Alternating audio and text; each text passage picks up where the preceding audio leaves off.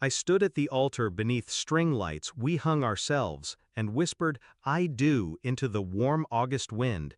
Not a single blood relative in sight. Not my mother, not my father, not the sister I once carried home drunk when her world was falling apart. They said they were too embarrassed to attend.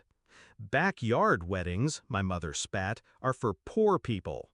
And I didn't cry. I just smiled, because I knew something they didn't. I was already recording everything. 2 weeks earlier, I invited them with trembling hands, sent digital invites with soft blush colors and floral borders. Simple, elegant, us.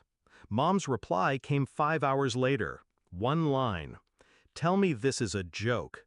Dad followed, "You deserve a proper venue, not someone's lawn." Someone's lawn? It was our home, our sweat in every corner, our laughter in every brick. But to them, if it didn't have chandeliers or valet parking, it was beneath them. When I told them we couldn't afford a $60,000 wedding, they didn't offer help, they offered judgment. "Why bother at all then?" my sister scoffed. "Just elope in Vegas like poor people do." I realized then, they weren't declining an invite, they were rejecting me. The last straw was a phone call. Mom's voice, flat and cold. "I'm not coming, and frankly, I'm embarrassed for you." Click. Silence. But in that silence, something shifted. I didn't scream, didn't beg, didn't try to make them see my side. I just opened my notes app and began writing the plan. We went all in, not on extravagance, on meaning. My partner and I borrowed chairs from neighbors, hand-picked wildflowers the day before, used mason jars from a flea market for centerpieces. A friend with a drone captured every angle.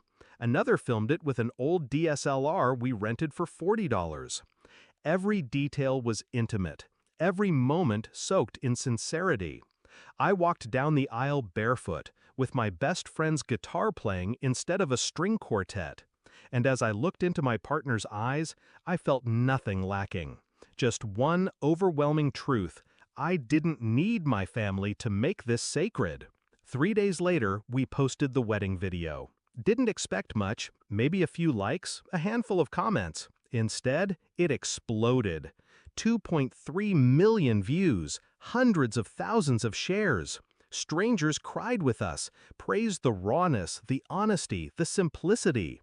"This is what love looks like," one comment read. Influencers reposted it. Wedding blogs called it the most authentic ceremony of the year.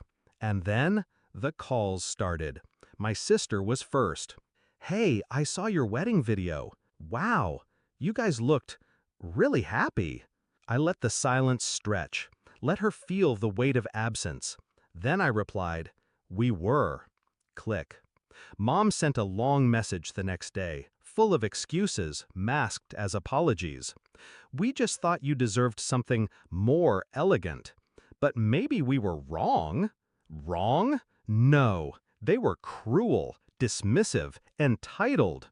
She ended with, "Can we come by sometime? I'd love to see the dress in person." I replied with the same words she once used on me. "Frankly, I'm embarrassed for you." My revenge wasn't fire or fury. It was absence.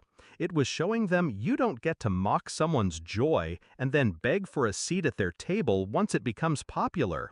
They weren't at my wedding. They won't be at the baby shower. They won't meet my child. Because love doesn't beg for approval. It builds without it. And when I see that video now, the way my partner brushed my hair behind my ear, the way we danced barefoot under fairy lights, I don't see what was missing.